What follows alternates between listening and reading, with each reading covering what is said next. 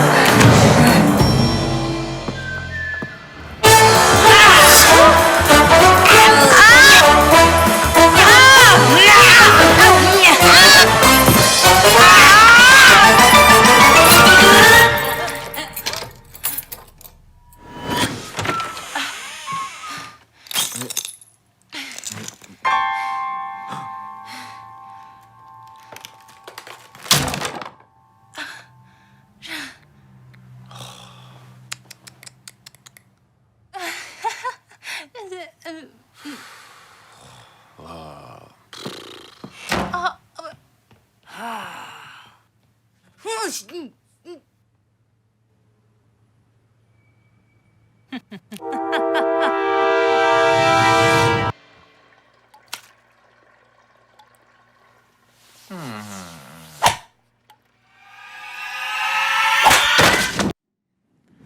evening, everybody, and welcome to another edition of Speak Your Mind. We're live, and you, the viewer, have the opportunity to, in this moment, share your opinion, speak with us, and let us know what you think about our topic. Now, I have my co-hosts here. I have Mrs. Audrey. Miss Audrey, what's up? Good evening, Pastor, and welcome all to another edition of Speak Your Mind. And today's topic is about beauty standards. Do current beauty standards promote inclusivity, or are they harmful and unrealistic? Let us know what you think. As always, we have our Telegram poll that you can scan the QR code and vote on the following. Also, we also have those numbers and the WhatsApp, our helpline, where the person can give us a call. And for that, I have Ms. Lupita. Ms. Lupita, good evening. How you doing? Good evening, and doing pretty good. Happy to be here. So we have definitely our numbers. You guys could definitely reach us. We have our WhatsApp, which is, well, our phone number, 877-785-8700, or our WhatsApp that you could definitely send us a message through, 437-233-9815. Exactly. And throughout this program, you're going to be watching a couple of videos, a couple of opinions. We're even going to be answering some of you guys live right now. But first and foremost, I want to show you another video that has to do with our topic. Watch this, and we'll be right back.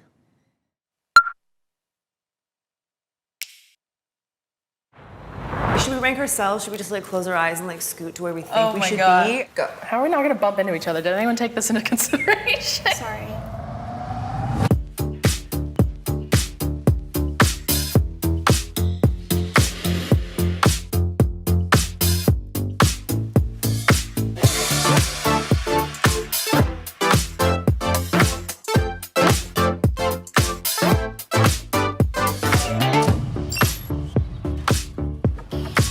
Can we say like what we do or like what our favorite things to do are? So I'm a dancer. I'm very physical. I use my body a lot. I love baking cakes. I always just like shove baked goods on my friends. I teach acting to young kids. I do mostly musical theater. Oh my God, Because I'm a weenie, I know. But I'm single as all heck. Hey. I am a journalism major. I'm also a student. I'm double majoring in psychology and criminal justice. I'm also an actress. I love to travel. I've been to India 5 times. Okay, so we have to do this. Should we rank ourselves? Should we just like close our eyes and like scoot to where we think Oh we my should God. be? And then, you know what I mean? Just go for it on an individual basis. I think and that's then very smart. I feel like my personality is really attractive. My looks, I feel like I'm okay. Like I don't think anyone would look at me and be like, ooh. Oh, I'm nervous. Go. How are we not going to bump into each other? Did anyone take this into consideration? Sorry. We're all so humble. We're like, we're all fine. I mean, all right. What if you don't know like which one is the number? See, I saw some more as a 2, but I didn't know where y'all were standing. Oh my gosh, then put yourself at 2. The girl who I found most attractive was Jordan. She has a great personality and she's confident. Dope. Oh, see, I thought this was... I'll be 5. Wait. It's 5 to 1. No.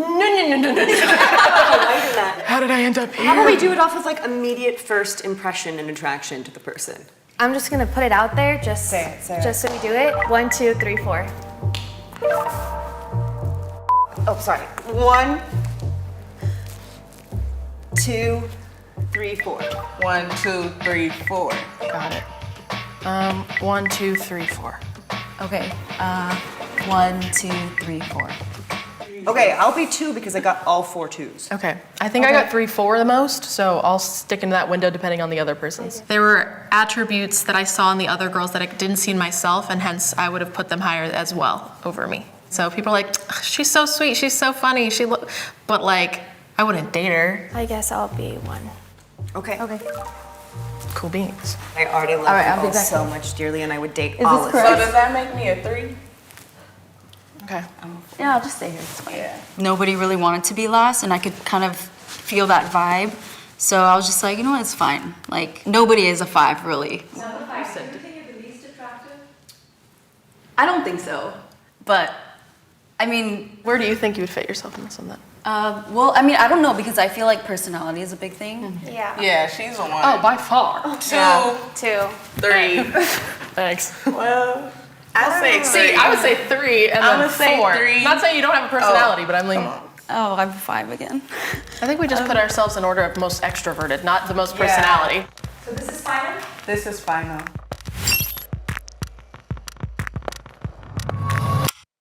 Can you put on your mask?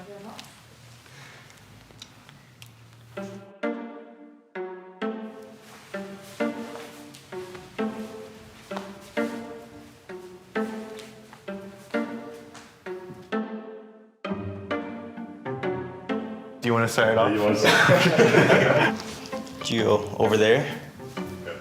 And then, like, just shift down. I think Michelle was the most attractive. How she looked, how she carried herself, and it just seems like someone that's going to live an exciting life, I guess you could say, or that you could have like a deep conversation with. Could you switch with her? I forgot, they can't even hear me. Yeah. You got a point. Okay. What would you switch? I switch her and her. You go over there.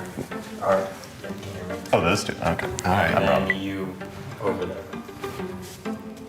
You switch. Yeah, that's pretty much. Personally, for me, she kind of looks like Kristen Bell. And I really like Kristen Bell. So I'd probably put her in on the 1 or 2 position. And I kind of like her vibe. I think her whole aesthetic is very nice. So for me, it's either 1 or 2 up here. I think that Maria was the most attractive for me. It was just like her whole vibe. And like I liked how her hair was, how her makeup was done. Like she looked very nice. Are we content with 5 being 5? I'm not. Where do you currently want 5? I want her at least 3. So 5 goes up. She should be a 4 because it's like meeting in the middle. I think 4 is fine. 5 and 4? Switch? We're gonna get ripped a new one. I don't want to be the pointer here. Guys are not afraid to be more blunt. They were straight up, hey, you're attractive, you're not. But girls were like, I don't want to be rude, you know, we're all beautiful in our own way. All right. Are we good? We're good. I'm good. We're locking in. Cool. God, that was ruthless. I feel bad.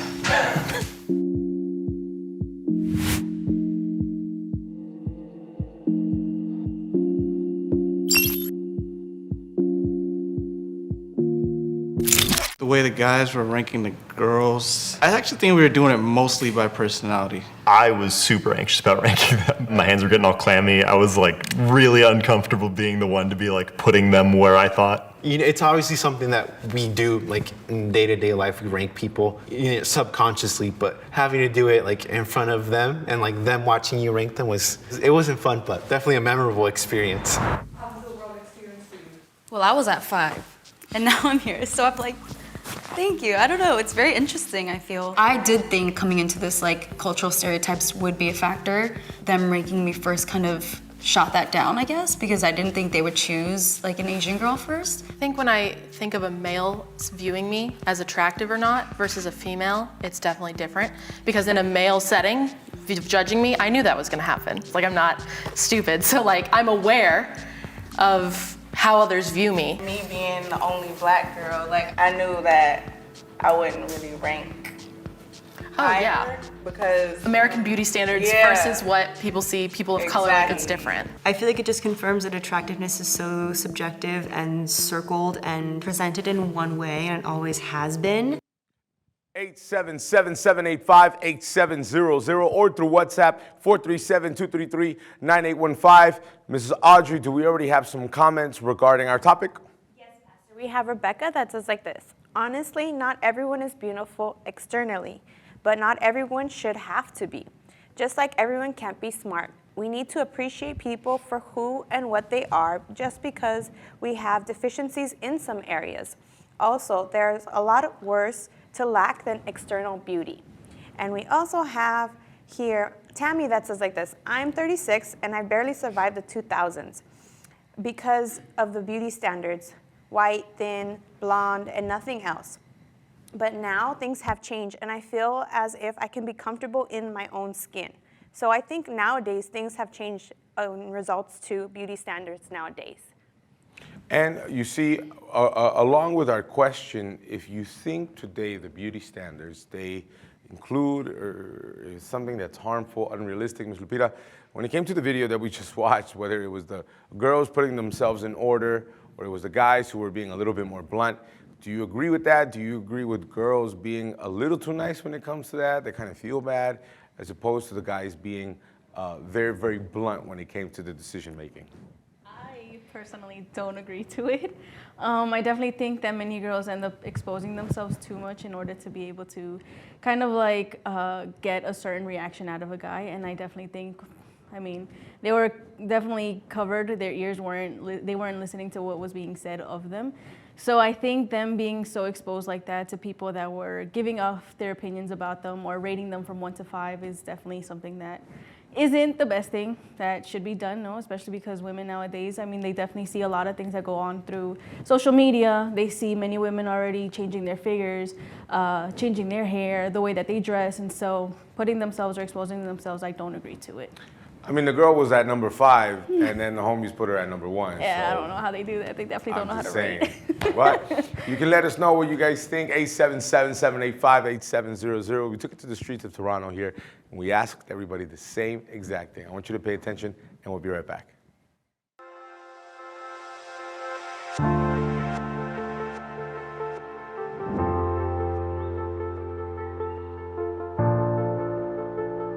In your opinion, what is considered beautiful? For me, beauty is not just the outside, it's the inside, the character of not just women, but also men or any gender that, like, here in the world. So that's, for me, is beauty. It's not just the outside beauty, it's the inside that comes out, it's the character. I see beauty as the way you carry yourself, how you interact with people, and the type of expressions you give, whether it's positive or negative. I feel like you can be ugly if you give off more negative energy. You're not very well with interacting with people. And you could be shy, that's okay. Shy is still very beautiful. But I feel like beauty is shown through how you walk, how you carry yourself, more than just how you look. Something that makes me feel good. You know, when I see a beautiful person, I feel good to look at them. But also it's how you feel, all right? Someone could be beautiful, but have a really ugly soul, really ugly heart. And I wish them all the best, because now you need to balance off, you know? You need to let your beauty match your inside. So if you have the beauty and you have the good heart, you got the full package. In your opinion, how have beauty standards evolved over the years, and what factors have driven these changes to you? Back in the day, I want to say maybe the 1950s, 1960s, women were more like covered up. Everything was more, you know, I don't want to say appropriate, but I can't think of a better word. And as times have changed, it's become more like scandalous, I want to say. And I do think that I've been personally affected by this because I feel like I have to live up to the standard of what a woman needs to appear as to be beautiful. In your opinion, is beauty more important on the inside or outside, and why? 100% on the inside, because you can have someone beautiful on the outside, but really, you're gonna spend the rest of the life with this person. You need someone that's beautiful on the inside. Inside is more important. That's just my life experience interacting with people, just through work and through just life in general. Beauty's totally important on the inside, but also depends what you're trying to do. If you're a photographer, you might want to look for the beauty outside, right? Who cares about the inside? If you're doing something with marketing and you're trying to attract a certain kind of people, yeah, it might actually be better for them to work with the outside, but it depends what you're trying to do with it, right? And what do you think about the saying, beauty is in the eye of the beholder? I think that's half true. I feel like beauty is based on the eye of the beholder, because it's all perception. But I think beauty is not only just from the eye of the beholder, because some people value certain things on it, like a higher spectrum that tells them whether the person is beautiful or not. And I feel like, that's only half of it. Yeah, absolutely. I mean, there's someone for everyone out there, right? There's someone you're gonna find that you really like. Some people might not think that way, but who cares, right? It's all about you. I believe it's true. Everyone has different opinions and stuff like that. Yeah, I believe that 100%. And what sort of an impact do you think social media has on how people define beauty? Wow. Okay. So social media is designed to be very one-sided. You know, who cares? Who cares what the reality is? Just show something cool. So yeah, I think the impact from social media on beauty is not real. I think social media has a big impact on how women perceive themselves to be beautiful. You know, it's always all in your face. Everyone's always on their phone. Everyone's always looking at pictures. And I feel like it gives women the idea that they have to look that way in order to, like, for anyone to perceive them as beautiful. You know, makeup, surgery, everything plays a part in what women think they have to do, the measures they have to take to be beautiful.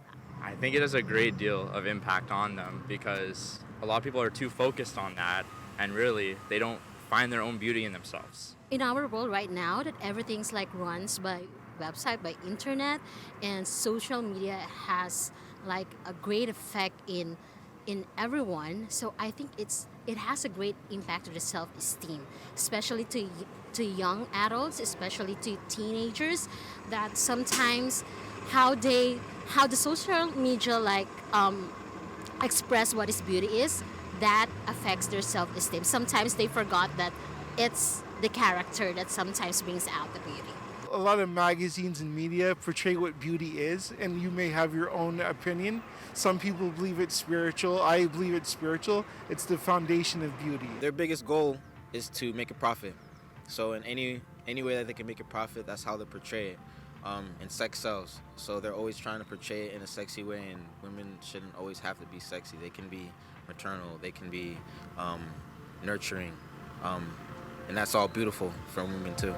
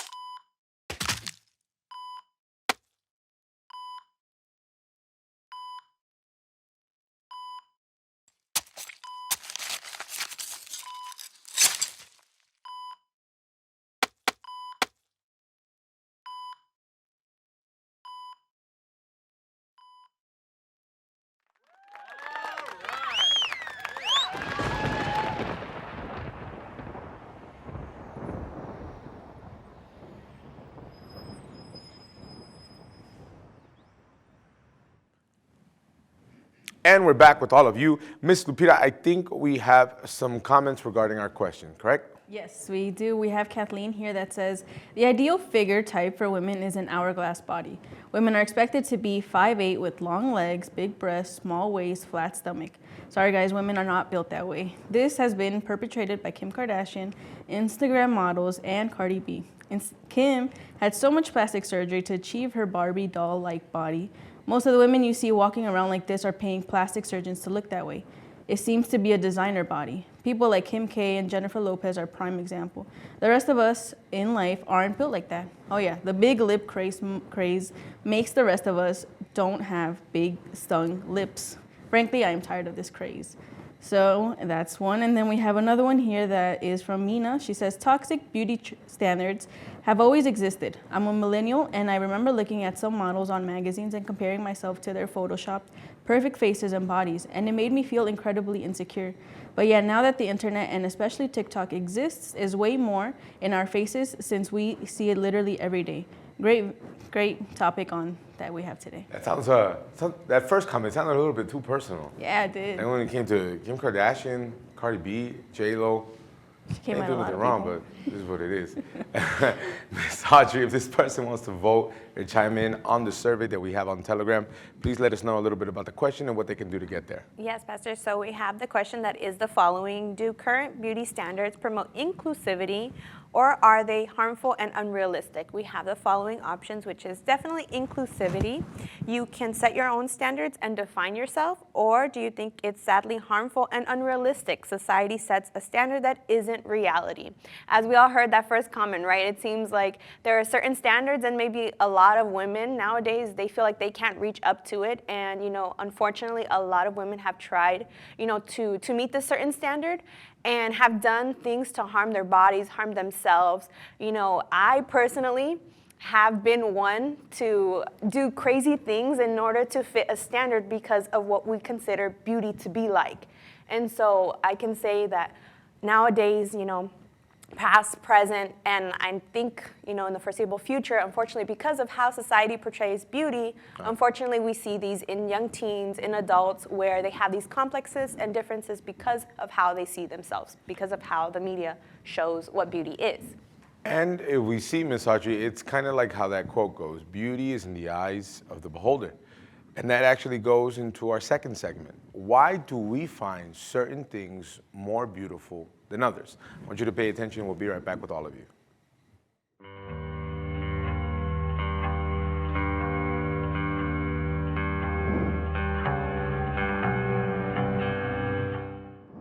We all know that celebrity photographs are touched up all the time, but more and more ordinary people are using Photoshop and other software to touch themselves up and make them look more beautiful. But what exactly is beautiful? One journalist posed that question to people in 25 countries around the world. She sent them an image of herself and asked them to make me look beautiful. The altered photos show a variety of takes on the idea of beauty. Culture, who knows the influences, but the impact is clear.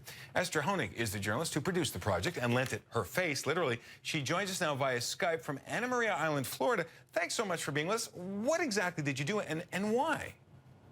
Hi, Jonathan. Thank you for having me. And, I really just started this project out of pure curiosity. I discovered the site Fiverr, which is this international freelancing website. And I realized that I could repurpose it to create this sort of experiment. And I thought that it would be really interesting to see what happened. And it was. We've shown some of the images, but I want to direct you to a few in particular that I think even drew your attention. The response from Morocco. Can we put that up? There it is. Tell us about that. This individual, when I prompted him with the request to make me beautiful, chose to dress me in hijab. And I thought that that was very interesting. It definitely brought a different element to the conversation about the concept of beauty. In this instance, he brought in the element of religious custom. And I hadn't anticipated that. And it's been the most insightful image by far in the whole collection. Let's go on to Vietnam. So Vietnam, it's interesting here because while some of the images have been altered more drastically, the individual just decided to change the color of my eye and my skin's been lightened, which has been a theme that I've seen a lot throughout. I think that this definitely hints at some influences of globalization and Eurocentric beauty values. So in the majority of the images, my skin was lightened and my eye color was changed. And actually only in 2 of them was my skin darkened. So I think that it does say something, and it's very interesting. That is interesting. Unfortunate, I guess you could say. Let's move on to one more. Indonesia.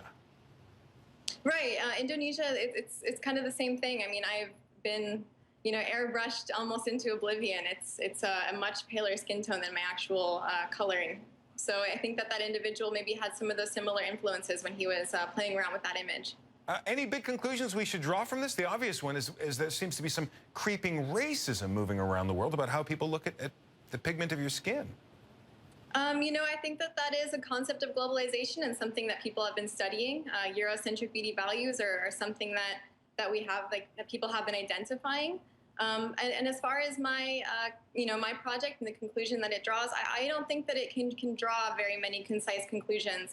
It's a very small experiment. It's gotten some really interesting results and some great attention worldwide, but I think it's really open to the individual, the onlooker, how these images are interpreted.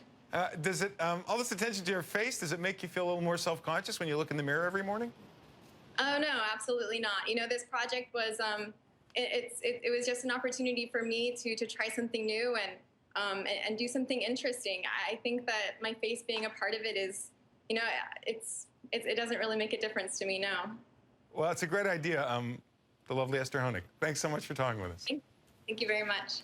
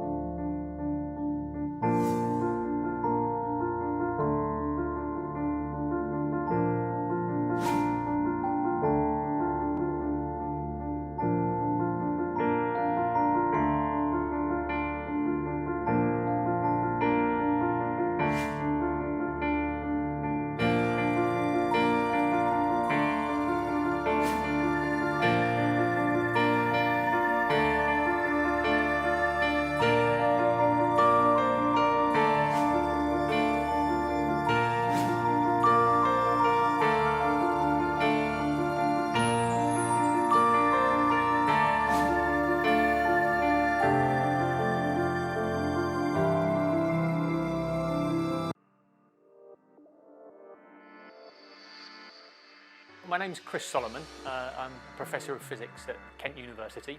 I, for a long time, have had a research interest which is focused on the human face.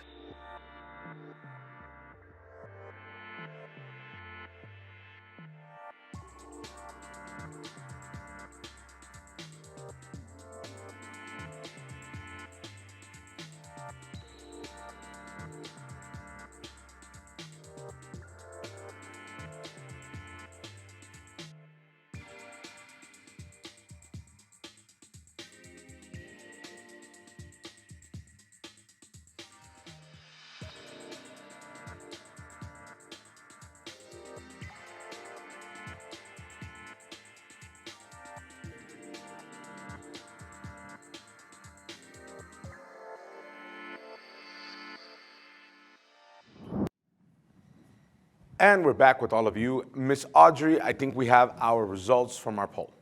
Yes, the final results for the question, do current beauty standards promote inclusivity or are they harmful and unrealistic? We have 24% that say definitely inclusivity. You can set your own standards and define yourself. And we have the majority, 76%, that say sadly harmful and unrealistic. Society sets a standard that isn't reality. And there we have it, the final results for the show. And if you're watching us in this moment and you probably make an analysis of yourself and you probably think a little low of yourself, low self-esteem, you probably say, oh, but I'm too this, I'm too that, I'm in shape or I'm out of shape. Whether you're in shape, circle, being round is a shape, I promise, you are perfectly made in God's image. And one of the things that God wants you to understand is that regardless of any physical attribute that you may or may not have, what he looks at is your heart, your inside of you. The Bible shows us that God, he doesn't see as we see, but he sees inside. And that's the most important thing. And if inside you're doing well, if in your soul you're good, then it's gonna reflect later on the outside. And maybe you say, Pastor, but on the inside, I'm not good at all. I need help. I'm somebody who is suffering, and I need a way out. Well, then I invite you to be here with us this Sunday at 10 o'clock in the morning. If you can, I want you to take a photo or jot down the address. 2420 Dufferin Street. Like you see right there. We're right there on the corner of Bowie Avenue, about a block and a half from Eglinton Avenue. That's how our building looks like. But the moment that you come in and you participate of our gathering of faith and miracles, you're going to see exactly what Sherry one day saw. Sherry was somebody who was depressed. Sherry was somebody who had a problematic household. Sherry was somebody who didn't feel loved by her mom or by her siblings. And maybe you can relate. Maybe because all of the negativity that you hear growing up, all the negativity that you hear in your household, you feel less. But I promise you, God, He extends His hand now to show you that He wants to give you a new life, a different life. So, with that being said, I want you to pay attention to Sherry's story. After, you're going to hear a song, and you're going to have the opportunity to be with us. And maybe you even say, Pastor, I can't wait till Sunday. Sunday's too far from now. Well, tomorrow. We're open tomorrow. We're open every single day from 6 o'clock in the morning all the way up until night. 2420 Dufferin Street. You have the opportunity to be free. You have the opportunity to put an end to your suffering. I want you to watch Sherry's story, and I hope to see you soon. God bless. These are results of faith. My name is Sherry. I'm 41 years old, and I'm an administrative assistant. I suffer from depression from an early age. It pretty much was due to the fact that I had a lot of problems at home. In my house, I grew up in a single parent household, and my mother basically didn't communicate much with me or any of my siblings. Our house was very divided. There was no love, not much interaction. Everybody was going in their own direction. So I pretty much was sentimental about it. And my father wasn't in my life, and I just wanted somebody to care about me. I wanted my parents to show me affection, you know, that I mattered. So I felt like I was invisible most of my life. And growing up when I became a teenager, it just became more because I was suffering from low self-esteem.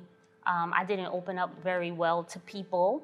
I basically just reached a breaking point where I needed to find myself. I didn't want to be lost anymore. I didn't want to continue on with this heaviness, this sadness inside of me and disguising it every day. The company I was working for, there were some people there who noticed that I was very distant. I just kind of came in, I did my job, and I left. I was antisocial. I didn't smile much, and I was young. So they noticed that there was something different and unusual about me, and I was actually referred to a therapist through the company. My manager, she said, Sherry, if you need some sort of support system, I can offer this to you. It's free of charge. You can go and see a therapist once a week or twice a week, whatever you need. How often I needed to see, I could go to see the therapist. I actually went, I think twice, and it didn't solve the problem. It didn't solve the problem. And when I was there, I realized that that wasn't the solution. The thought came to my mind on several different occasions to kill myself. In my mind, I used to have these thoughts where I wanted to be in an accident. Like if I was on the bus, I would say, oh, I hope the bus crash. I would wish some sort of violent situation to come upon me. And then I remember there was one time I was at work and there was a box cutter on my station.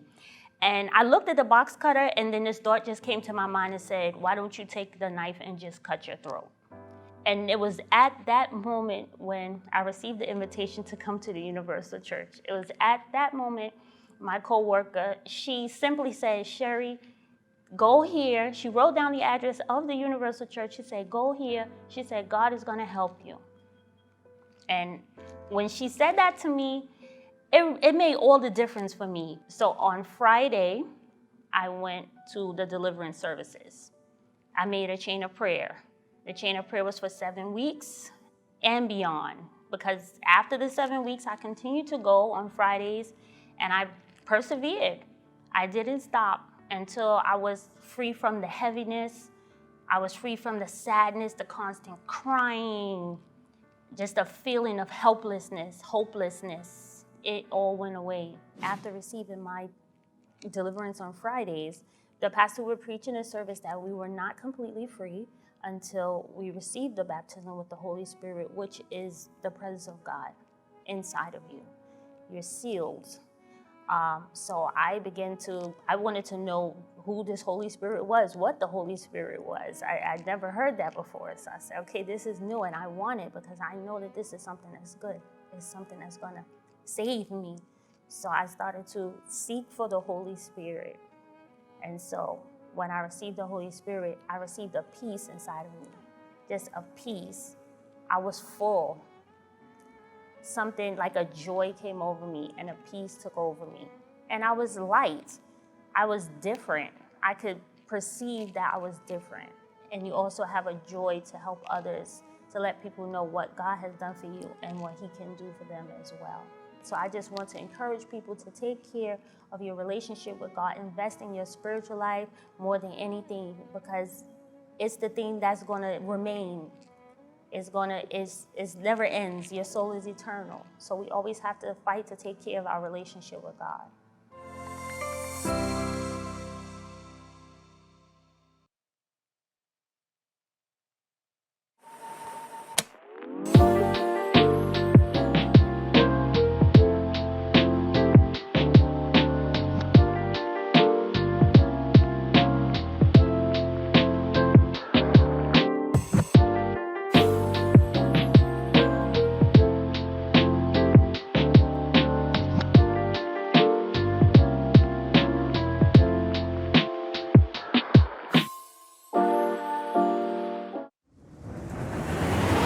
Sunday of the Seven Prayers.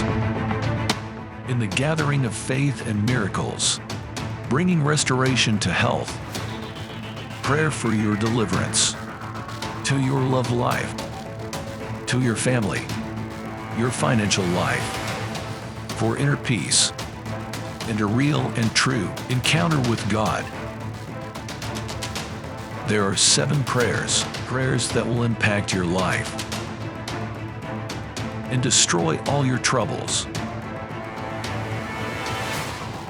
bringing new life in every way.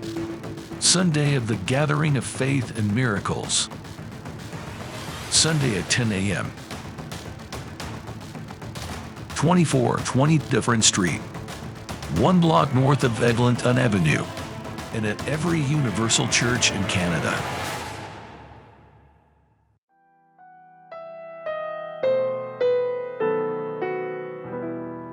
Lift up my eyes to the hills. From where does my help come?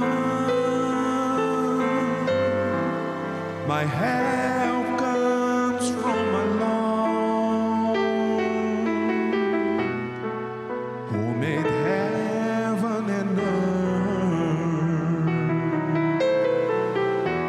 He won't let my foot be moved. He who keeps me is the Lord, the one